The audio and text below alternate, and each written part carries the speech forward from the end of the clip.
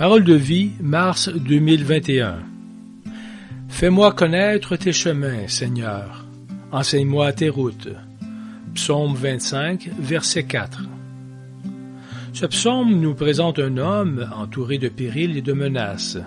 Quel chemin prendre pour arriver à bon port? À qui demander de l'aide?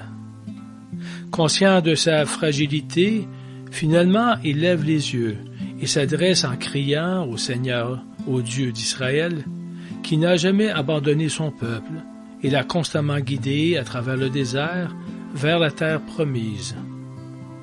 Ce cheminement fait renaître l'espérance chez le pèlerin, occasion privilégiée d'une nouvelle intimité avec Dieu, d'un abandon confiant en son amour fidèle malgré sa propre infidélité.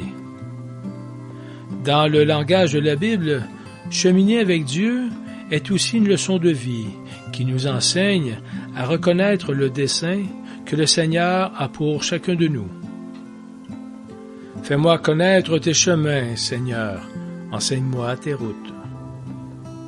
Parcourir les routes, guidés par notre autosuffisance, nous laisse souvent désorientés, davantage conscients de nos limites et de nos insuffisances. Nous aimerions alors retrouver la boussole de la vie et le chemin vers le but. Ce psaume vient alors à notre aide, nous poussant à rencontrer personnellement Dieu et à nous confier à son amitié. Il nous donne le courage d'être dociles à ses enseignements, qui nous invitent constamment à sortir de nous-mêmes, pour le suivre sur le chemin de l'amour, que lui-même parcourt le premier pour venir à notre rencontre. Cela peut être une prière nous accompagnant durant la journée et faisant de chaque instant, douloureux ou joyeux, une étape sur notre chemin. Fais-moi connaître tes chemins, Seigneur. Enseigne-moi tes routes.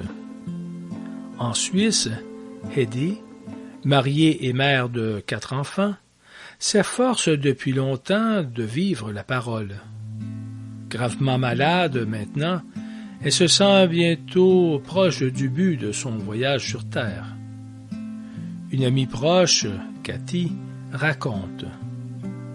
À chaque visite, même du personnel soignant, Eddie reste toujours tournée vers l'autre. Elle s'intéresse à lui, même si elle a de plus en plus de difficultés à parler. Remerciant chacun d'être là, elle partage son expérience. Elle n'est plus qu'amour, un oui vivant à la volonté de Dieu. Beaucoup sont attirés par elle, parents, amis, prêtres, frappés par son attention à chacun des visiteurs et par sa force, fruit de sa foi, dans l'amour de Dieu. Chiara Lubick parlait de la vie comme d'un saint voyage. Ce saint voyage est le symbole de notre itinéraire vers Dieu. Pourquoi ne pas faire de l'unique vie qui nous est donnée un voyage, un saint voyage, puisque celui qui nous attend est saint. Même ceux qui n'ont pas de conviction religieuse précise peuvent faire de leur vie un chef-d'œuvre s'ils s'engagent résolument sur un chemin de droiture morale. Si la vie est un saint voyage, il nous faut avancer chaque jour le long du chemin de la volonté de Dieu. Et si nous trébuchons, devons-nous renoncer à notre entreprise, découragés par nos échecs? Non. En ces moments-là, il suffit de recommencer, en mettant notre confiance dans la grâce de Dieu, plus que dans nos capacités.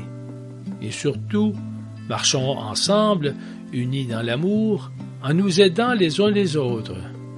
Le Saint restera au milieu de nous, devenant notre chemin.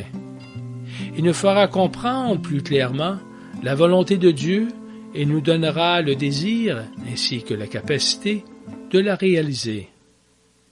Si nous sommes unis, tout sera plus facile et nous connaîtrons la béatitude promise à celui qui entreprend le saint voyage.